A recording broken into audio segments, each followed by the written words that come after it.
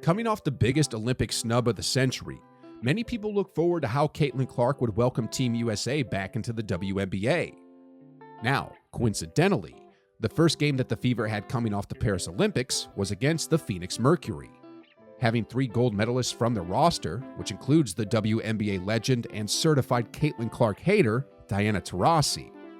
I mean, Camilla's coming, Caitlin's coming. There's more than just that are coming. What will the league have in store for them when they get there? Look, SVP, reality is coming. Okay. There's levels to this thing, and that's just life. We all went through it. Of course. And you see it on the NBA side, and you're going to see it on this side, where, you look superhuman playing against 18-year-olds, but you're going to come with some grown women that have been playing professional basketball for a long time. Not saying... Justified. Yeah, I mean, the roster's not out, so... the one thing I can say is it's always a hard team to make no matter what. On top of that, they took an unprovoked shot at social media to Caitlin ahead of their matchup. I miss the WNBA. Caitlin, where are you? Who's Caitlin? I'm here for Taurasi. Fell off in the club just to show the ice. Look right, gleam, shorty scream if she know the price. Ain't looking for a problem, just a bad joint. Wildin' in the section, cars outside, there's toys. Almost everyone thinks that the star-studded Phoenix Mercury squad would just walk all over Caitlin and her pals in their first game back in the WNBA.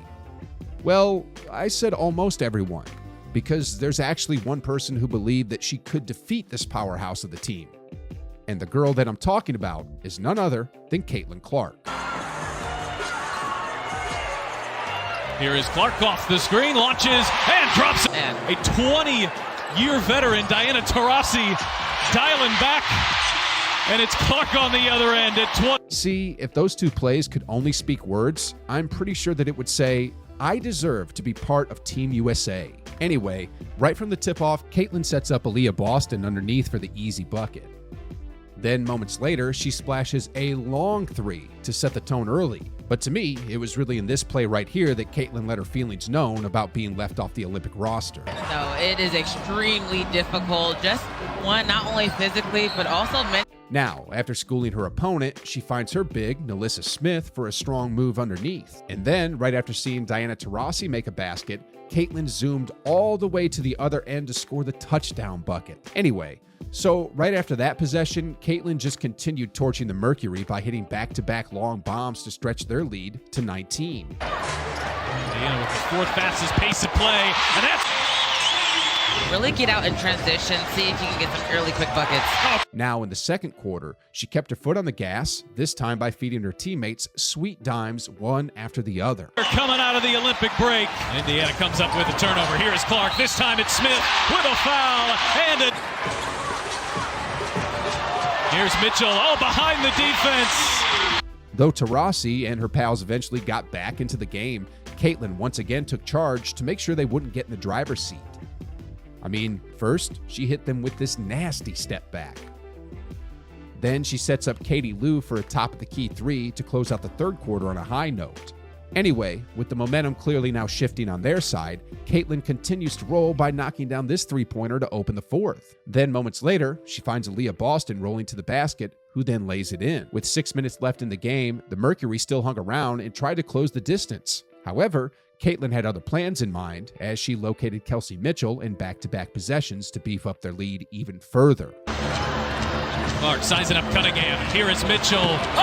Mitchell, corner 3. Cunningham. And to put the final nail in the coffin, it was Caitlin who delivered the coup de grace with this layup right here, before serving Mitchell once again with a nice dime to finally put this one to bed. I mean, when the final buzzer sounded, Caitlin had a double-double of 29 points and 10 assists on 50% to show those 3 gold medalists. Especially Diana Taurasi, who, by the way, only averaged less than a point throughout the Olympic tournament, that her talents belongs on the world stage. Now, after laying out Taurasi and the rest of the Phoenix Mercury, Caitlin has her crosshair locked in at the Seattle Storm. I mean, both teams were feeling out each other in the first 5 minutes of the game. And it wasn't until around the 7:20 mark that the Fever put up points on the scoreboard, courtesy of this strong attack inside the paint coming from Caitlin. After flexing her guns on the gold medalist, Jewel Lloyd, Kelsey Mitchell picked up the slack offensively for the Fever as she racked up 6 straight points. The Storm, though, rallied back hard to maintain control of the game, But as the Fever were trying to close the gap, Caitlin Clark shattered another record yet again with this assist right here to Lexi Hull in transition. That marks Caitlin's 225 assists in her WNBA career, and that number is good enough to surpass the previous record set by Tisha Pinachero for most assists by a rookie, which she set back in 1998.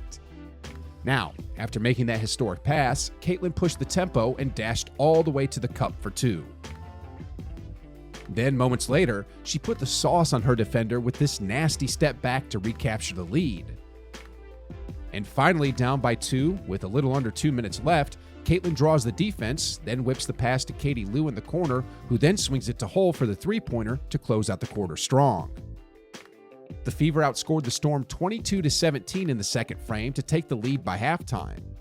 Despite making history, though, Caitlin just logged 8 points and 2 assists after 24 minutes of play. However, her struggles wouldn't last long, as she would pick things up in the second half. I mean, right off the bat, she put Jewel Lloyd on the deck with a nasty defensive play. Then, a couple of possessions later, she surprised everyone with this full-court bullet pass, which landed right on the money. Right after that play, Caitlin got her groove midway through the third, starting with this three-pointer, followed by a nice hook pass inside to AB. Anyway, deadlock at 50, Caitlin made this huge play by intercepting the pass, then drilling a three-pointer to put them up by 3. And on the other end, Caitlin shows that she could play defense too, as she denied Sammy Whitcomb on the baseline. At the end of the third quarter, both teams were still neck and neck, with no clear winner in sight heading into the fourth. But that didn't last long as Caitlin started to work early to make sure they'd bag this W. I mean, she kicks off the fourth quarter with this quick attack going to the hoop. Then she showcased her vision once again, this time by slinging a cross pass to Lexi Hull's shooting pocket, who then drilled the wide open 3-ball. After that, Caitlin would continue her rampage by taking this much smaller defender into the weight room. The Fever was already pulling away at this point, building a 10-point lead with 3.5 minutes left in the game. And when they needed someone to bring them home, Caitlin came through clutch time yet again and delivered the winning plays to seal the game. The final score reads 92-75, with Caitlin dropping another solid all-around performance, 23 points, 9 assists, 5 rebounds, and 1 steal. Meanwhile, Kelsey Mitchell also chipped in 27 points on 10 of 19 shooting, but the real MVP of this game was Lexi Hull, who hit 6 of 7 from deep and 8 of 10 from the field to end up with a career high of 22 points. Anyway, after that monster game, Caitlin has now scored at least 20 points in 5 of her last 6 games, and in that span, she's been averaging 23.7 points on 47% shooting, along with 11.7 assists. With that big win against Seattle, the Fever has now matched their win total from the 2023 season with 12 games remaining in the regular season, and more importantly, Caitlin and her crew are now 2-0 coming off the month-long Olympic break.